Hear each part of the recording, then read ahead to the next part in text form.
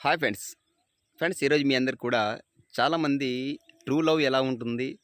True లవ్‌గా చేసేవాళ్ళు ఎలా ఉంటారు? నిజంగా మనల్ని లైక్ చేసేవాళ్ళు, మనల్ని ప్రేమించేవాళ్ళు, మనం ఎలా వాళ్ళని కనిపెట్టాలి, ఎలా తెలుసుకోవాలి అనుకుంటున్న వాళ్ళు ఎవరైతే ఉన్నారో అమ్మాయిలు కానీ, అబ్బాయిలు కానీ అందరికీ యూజ్ అయ్యే వీడియో ఇది.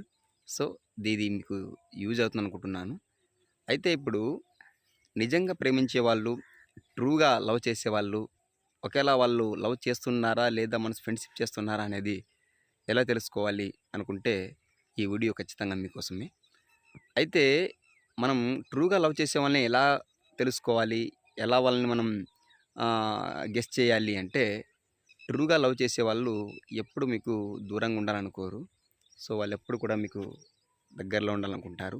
వీలైనంత సేపు మీ కంటికి కనిపించాలని వాళ్ళు ప్రయత్నిస్తుంటారు. సో, కుతూహలంగా ఉంటారు. అటువంటి వాళ్ళని కూడా మీరు చూడొచ్చు. అదేవిధంగా మీరు ఏది అడగకపోయినా ముందుగానే మీకు వాళ్ళు ఇవ్వాలనుకుంటారు. ఫర్ ఎగ్జాంపుల్‌గా మీరు మధ్యాహ్నం భోంచేయలేదనుకోండి. మీ చుట్టుపక్కలే ఉన్నారు. మిమ్మల్ని అడుగుతారు. భోంచేశారా? చేస్తారా? లేకపోతే చేయడానికి వస్తారా? అని. సో, ఇలా కూడా మనం తెలుసుకోవచ్చు. లేదు ఇంకా మనకు కన్‌ఫ్యూజన్ ఉంది అంటే వాళ్ళు మీతో మాట్లాడుతున్నప్పుడు వాళ్ళ కదలికలు వేరేగా ఉంటాయి.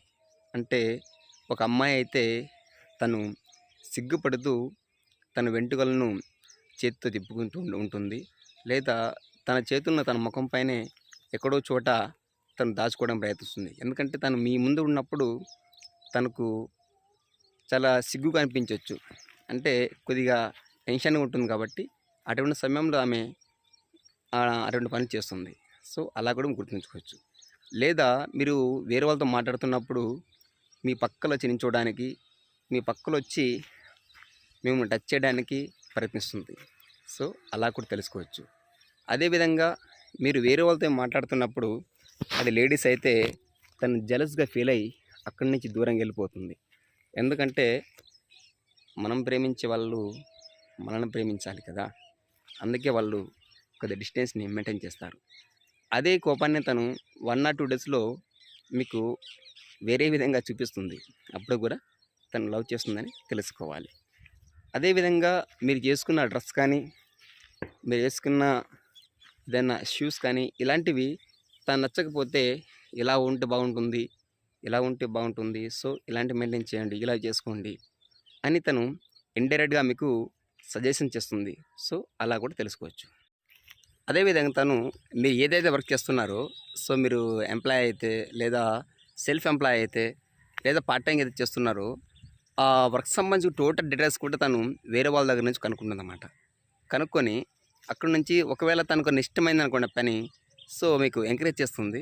లేదా దానివల్ల తనకు ఏదైనా మొహమాటంగా అనిపించినా లేదా తన వల్ల మీకు సొసైటీలో మంచి పేరు రాదు అనిపించినా కూడా మీకు సజెషన్ చేస్తుంది. సో, ఇలా నాకు నచ్చలేదు. సో, దీన్ని మార్చుకో అని చెప్పి. అంటే మీ ప్రొఫెషన్‌ని తను రెస్పెక్ట్ ఇస్తుంది. ప్లస్ రెస్పెక్ట్ ఇచ్చుతూ జస్ట్ సజెషన్ ఇస్తుంది అంతే మీకు. ఆ సజెషన్‌లో కూడా సో, తను ఎందుకంటే ఫ్యూచర్‌లో మీతో ఉండాలనుకుంటుంది కాబట్టి దాన్ని కొద్దిగా బూస్ట్ చేయొచ్చు. సో, అలా కూడా గమనించొచ్చు. కొంతమంది మిమ్మల్ని లైక్ చేస్తున్నప్పుడు మీకు లేదా తనకు మ్యాచింగ్ డ్రెస్సులు కొంటారు. అంటే సేమ్ కలర్‌లో ఉండాలి, సేమ్‌లో ఉండాలి. సో, సింక్ అయ్యేటట్టు ఉండాలి అనే ఉద్దేశంతో కొంటారు. సో, ఒక అమ్మాయి కానీ, అబ్బాయి కానీ వేరే వాళ్ళకి సంబంధించి డ్రెస్ మ్యాచింగ్ కూడా ఆలోచిస్తున్నారంటే, వాళ్ళు మీకు ఫ్యూచర్‌లో మీకు మ్యాచ్ అవ్వాలి. సో, మీకు మీట్ అవ్వాలి అనే ఉద్దేశంతోనే ఉంటేనే తప్ప అలా కొనరు. సో, ఇవి నేను చెప్పినటువంటి టిప్స్ మీకు యూజ్ అయితే లైక్ చేయండి, కామెంట్ చేయండి. ఇటువంటి చాలా వీడియోస్ కూడా మీకు పెడతాను. సో, ఇవన్నీ కూడా మీకు కావాలంటే నా ఛానల్‌ని సబ్స్క్రైబ్ చేయండి ఫ్రెండ్స్. ఓకే.